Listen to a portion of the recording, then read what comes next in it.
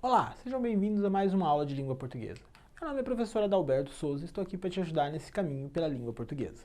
Na aula de hoje a gente vai trabalhar com leitura e interpretação de textos poéticos e dramáticos.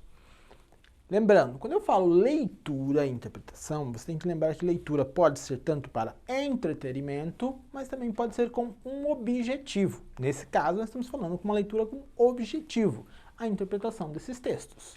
Bom, para mim interpretar um texto é necessário que eu saiba as características estruturais e sintáticas desse texto. Isso é importantíssimo. Então vamos lá. A natureza do texto poético, narrativo e dramático. Vamos voltar lá na Grécia Antiga. Dê uma olhada no conteúdo de gêneros literários que a gente fala um pouquinho sobre isso. Na Grécia Antiga, Aristóteles e Platão foram responsáveis pela primeira vez em caracterizar os gêneros literários e dividiram em lírico, épico e dramático. Depois o lírico virou o poético, mais à frente nas sociedades modernas, e o épico se tornou o narrativo. Vamos observar aqui. Poético, narrativo e dramático. A gente vai observar cada uma das características, tanto estruturais quanto gramaticais, para que a gente possa fazer a leitura e observar, tá bom? Vamos ao primeiro texto, o poético. O texto poético apresenta o eu lírico. Professor, eu não sei o que é eu lírico. Eu lírico é o poeta, que se transforma em outra pessoa para escrever o texto e se coloca dentro do texto. Lembrando, esse texto poético é escrito em primeira pessoa, isso é importantíssimo. Pode ser tanto em verso, com estrofes e rimas, mas também pode ser em prosa, parágrafos. Importantíssimo isso, hein? Depois, a linguagem é figurada, estilo de escrita, linguagem figurada. Recurso estilístico, figura de linguagem. Conteúdo que a gente já viu aí, é muito bom revisar, que sempre cai em concurso público, tá bom? Pode apresentar figuras de linguagem como metáfora, eufemismo, personificação. Eu vou mostrar no texto alguns exemplos aí, tá? E por último, qualquer figura de exagero ou transformação de sentido que se distancia da realidade. O eu lírico, quando ele faz um texto poético, ele tem a intenção desse distanciamento da realidade, tá bom? Vamos observar o texto aqui. O texto é de Fernando Pessoa, escritor português, muito interessante para fazer uma leitura quando tiver um tempinho. Chama-se Nas Palavras. Quando eu me sento à janela, ele fez uma supressão aí, mas é pelos. Pelos vidros que a neve embaça, vejo a doce imagem dela, quando passa, passa e passa. Vamos lá. Primeiro recurso que eu quero que você perceba, a presença da primeira pessoa, do eu no texto. Esse texto está organizado em estrofe, que contém versos, que são as linhas poéticas. Observem aqui a primeira figura de linguagem que eu vou mostrar a vocês. A neve embaça. Essa figura é chamada de personificação, e quando eu atribuo características de seres vivos em seres inanimados, aqueles que não têm vida. Viu a neve embaçar? Como que ela faz isso? Se ela não tem mão, se ela não se move. Tá? Mas é uma figura de linguagem importante. Depois, vejo a doce imagem dela. Está misturando recursos chamados de sinestesia. O que é sinestesia? É misturar os 5 sentidos.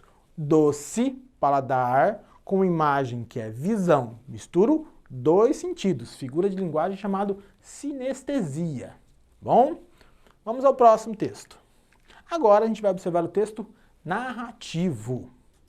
Geralmente escrito em prosa, lembra o parágrafo, muito importante, hein? Narra-se ou relata-se algo por meio da primeira pessoa. Eu tenho texto narrativo também em terceira pessoa, tá? Observar isso também, muito importante. Apresenta-se personagens.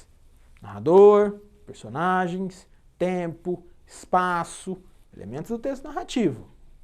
É descritivo, porque ele vai descrever os personagens, características, usando o quê? Adjetivos. Lembre-se da nossa aula, adjetivos.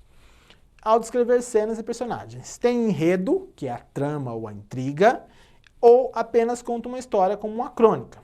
Vamos observar um texto narrativo. Observem a leitura e vão observando as características que a gente relatou anteriormente. Chegou o sábado e a minha irmã falou: vá te vestir, Raquel. Tem almoço na casa da tia Brunilda. Bacalhoada. Observe, tem um narrador, tem um personagem, tem o tempo, tem o espaço, tudo dentro desse texto narrativo, escrito em prosa, parágrafos, tá bom? Vamos ao próximo. E o dramático, palavra drama, do grego.